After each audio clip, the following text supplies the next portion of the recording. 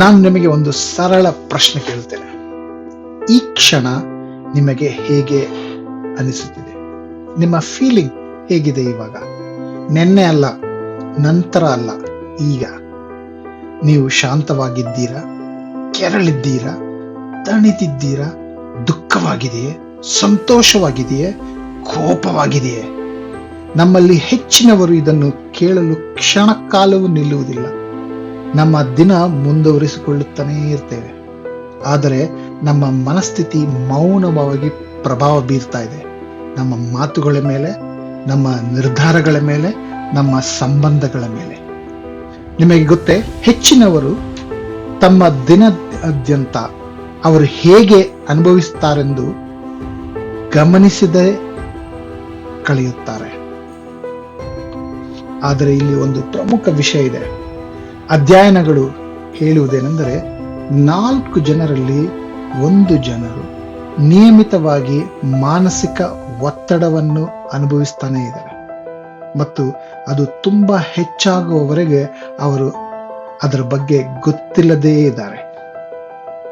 ಇಂದು ನಾವು ಇದನ್ನು ಬದಲಿಸೋಣ. ನಿಮ್ಮ ಮನಸ್ಥಿತಿಯನ್ನು ಪ್ರತಿದಿನ ಪರಿಶೀಲಿಸಲು ಒಂದು ಸರಳ ವಿಧಾನವನ್ನು ನಾನು ನಿಮಗೆ ತೋರಿಸ್ತೇನೆ. ಯಾವುದೇ ಆ್ಯಪ್ಗಳ ಅಗತ್ಯವಿಲ್ಲ, ಯಾವುದೇ ಥೆರಪಿ ಅಗತ್ಯವಿಲ್ಲ. ಕೆಲವೇ ಕ್ಷಣಗಳು ಮತ್ತು ಸ್ವಲ್ಪ ಪ್ರಾಮಾಣಿಕತೆ ಸಾಕು.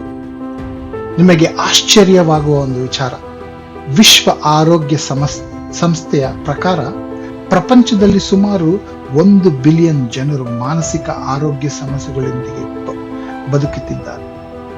ಆದರೆ ನಮ್ಮಲ್ಲಿ ಹೆಚ್ಚಿನವರಿಗೆ ಅದು ತಿಳಿಯದೇ ಇಲ್ಲ. ಅದು ನಮ್ಮ ಜೀವನವನ್ನು ಎಷ್ಟೋ ಪ್ರಭಾವಿಸುತ್ತದೆ ಎಂಬುದನ್ನು ನಾವು ಗಮನಿಸುವುದೇ ಇಲ್ಲ. ಯಾಕಂದರೆ ನಾವು ಸ್ವಲ್ಪ ಸರಿಯಾಗಿಲ್ಲ ಎಂದು ಅನುಭವಿಸಿದಾಗ ಅದನ್ನು ನಾವು ಕಡೆಗಣಿಸುತ್ತೇವೆ. ಸಣ್ಣ ಲಕ್ಷಣಗಳನ್ನು ನಿರ್ಲಕ್ಷಿಸುತ್ತೇವೆ. ಆದರೆ ನೀವು ನಿಮ್ಮ ಭಾವನೆಗಳನ್ನು ಬೇಗ ಗುರುತಿಸಿದರೆ ಅದು ದೊಡ್ಡ ಸಮಸ್ಯೆಯಾಗುವ ಮೊದಲು ನೀವು ಅದನ್ನು ಸರಿಪಡಿಸಬಹುದು.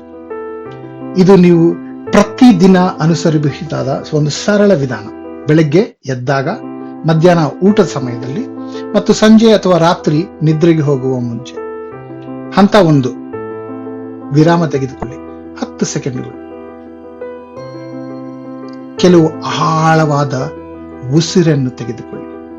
ಹಂತ 2, ನಿಮ್ಮ ಮನಸ್ಥಿತಿಗೆ ಹೆಸರು ನೀಡಿ. ನಿಮ್ಮ ಮನಸ್ಸಿನಲ್ಲಿ ಹೇಳ್ಕೊಳ್ಳಿ, ನನಗೆ ಒತ್ತಡ ಆಗ್ತಾ ಇದೆ, ನನಗೆ ಸಂತೋಷವಾಗಿದೆ, ಮನಸ್ಸಿನಲ್ಲಿ ಬೇಜಾರಾಗ್ತಾ ಇದೆ. ಆ ರೀತಿಲಿ ನಿಮ್ಮ ಭಾವನೆಗೆ ಹೆಸರು ನೀಡುವುದರಿಂದ ಅದರ ತೀವ್ರತೆ ಕಡಿಮೆಯಾಗುತ್ತೆ. ಹಂತ 3, ಒಂದು ಸಣ್ಣ ಬದಲಾವಣೆ ಮಾಡಿ. ಎಲ್ಲವನ್ನೂ ಸರಿಪಡಿಸಲು ಪ್ರಯತ್ನಿಸಬೇಡಿ. ಒಂದು ಸಣ್ಣ ಹೆಜ್ಜೆ ಇಡಿ. ಒತ್ತಡವಾಗಿದೆಯೇ? 5 ಬಾರಿ ಆಳವಾದ ಉಸಿರಾಟ ಮಾಡಿ. ಮನಸ್ಸು ಬೇಜಾರಾಗ್ತಾ ಇದೆಯೇ? ಹೊರಗೆ ಹೋಗಿ ಸ್ವಲ್ಪ ತಾಜಾ ಗಾಳಿಯನ್ನು ಪಡೆಯಿರಿ. ಕೋಪವಾಗಿದೆಯೇ? 1 ನಿಮಿಷ ಮೌನವಾಗಿ. ಸಣ್ಣ ಬದಲಾವಣೆಗಳು ಕಾಲಕ್ರಮೇಣ ದೊಡ್ಡ ಪರಿಣಾಮ ತರುತ್ತದೆ. ಇದು ಯಾಕೆ ಮುಖ್ಯ?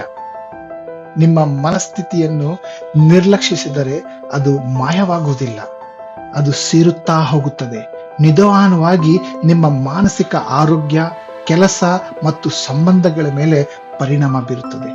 ಅದಕ್ಕೆ ದಿನಕ್ಕೆ ಕೇವಲ 3 ಬಾರಿ ನಿಮ್ಮ ಮನಸ್ಥಿತಿಯನ್ನು ಪರಿಶೀಲಿಸುವುದರಿಂದ ನಿಮಗೆ ಸ್ಪಷ್ಟತೆ ಸಿಗುತ್ತೆ, ಒತ್ತಡ ಕಮ್ಮಿಯಾಗುತ್ತೆ, ಪ್ರತಿಕ್ರಿಯಿಸುವ ಬದಲು ಸಮರ್ಪಕವಾಗಿ ಪ್ರತಿಸ್ಪಂದಿಸಲು ಸಹಾಯ ಮಾಡುತ್ತದೆ.